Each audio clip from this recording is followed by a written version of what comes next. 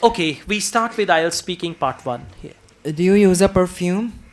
Yes, I prefer a lot of perfumes in daily life because whenever I met with someone, I meet with someone, it gives a good feeling to others.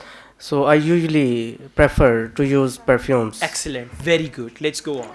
How often do you buy perfumes?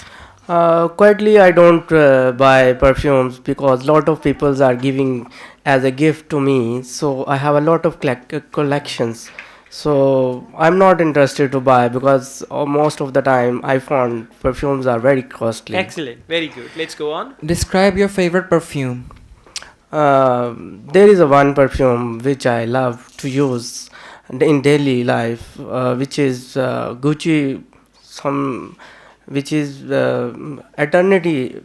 I quite often use in my daily Okay. life. This is good. All good. Just try to add one sentence conclusion at the end and try to speak a couple of sentences, but overall it's much better. Keep it up. Good job.